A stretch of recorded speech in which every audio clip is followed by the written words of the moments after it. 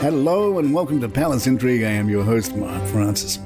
Royal historian Gareth Russell tells Vanity Fair he found William's trip to New York to be the beginning of the future.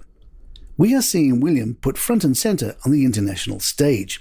Charles was very active as Prince of Wales, setting up the Prince's Trust, etc., but he only emerged as a statesman later on once he had carved out a role for himself.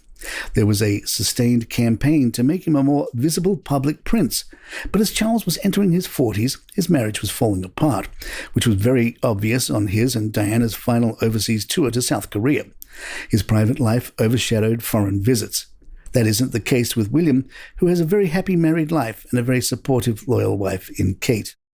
He certainly is not afraid of visiting difficult locations. He went to a war zone. He went to America, where there was a perception about him based on his brother's memoir, and in all of this he has emerged very well. People see him as a man of substance and gravitas, which has made him very popular. Charles is keen to avoid some of the mistakes that were made with him. We have a Prince of Wales working closely with the monarch on similar themes and issues. We are seeing an attempt to change the perception of the Prince of Wales as being a predicament rather than a position. An insider added, William has the full support of his wife and his father, which is very important to him. The king has given him a lot of freedom and is allowing William to carve his own identity as Prince of Wales. The Daily Mail compared William's calm trip with that of Harry's trip to New York a few months back, which Eden reminds us was overshadowed by Prince Harry and Meghan's claims that they had been involved in a near-catastrophic car chase in Manhattan with press photographers. The Mirror noticed that Kate appeared independent and confident during her solo visits last week, while Prince William displayed some manner of nerves alone, at least according to body language expert Darren Stanton. Stanton told the Mirror, Kate definitely put the officers at ease. You can tell she has a very caring and nurturing nature about her, even with people she's never met before. Looking at her genuine smiles, I know there was a big level of trust between her and the people she was interacting with. We then saw her shaking hands with people, and people formed a circle around her, so she was very much the center of attention. You can see how much she's evolved in terms of her independence. She has completely stepped up, especially after the passing of the Queen. Kate seemed to be consistently confident, as she would be with William. It made no difference to her that she was doing it alone, and she seemed to be enjoying every moment. While Kate is naturally quite confident during both solo and joint engagements, William appears more sure of himself when in the company of his wife. While he still holds himself in a way that would be perceived as a confident manner to the public, gestures like placing his hands in his pockets and his smile not seeming as engaged would signal that he is feeling some manner of nerves during his solo trip. Kate is William's rock, and we often see him letting her take the lead during their joint engagements, with the royal happy to watch on as proudly as she takes charge during interactions. Out solo, William takes a more reserved approach and isn't as animated as he can be when joined by Kate.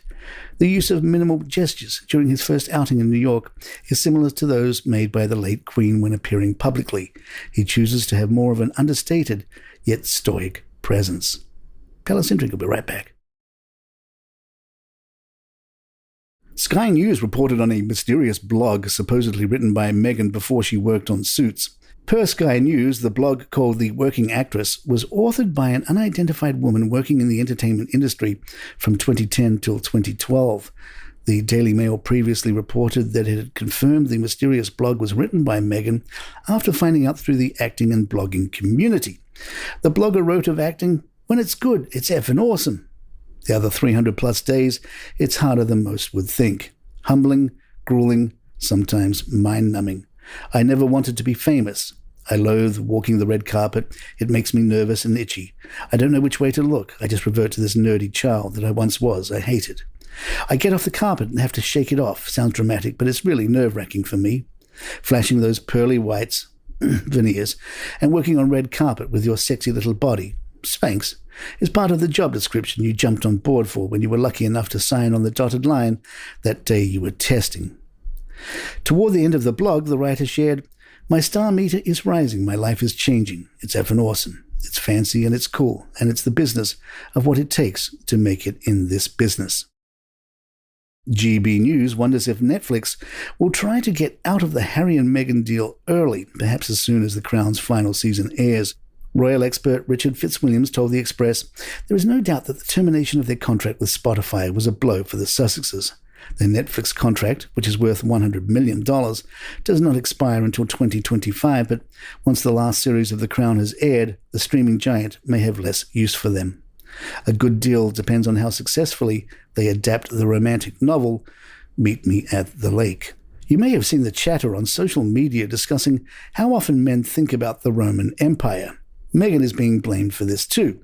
In a scene on Suits, Meghan's character, Rachel Zane, asks Mike Ross. His answer? Audiobook, Fall of the Roman Empire. And there you have it. If you'd like to email us, our address is thepalaceintrigue@gmail.com. Please follow us on Spotify, iTunes, Google Podcasts. Hit those 5 stars on Apple and head over to YouTube and hit that subscribe button there. Hey, it all really helps us out. I'm Mark Francis. My thanks to John McDermott. This is Palace Intrigue. Good times.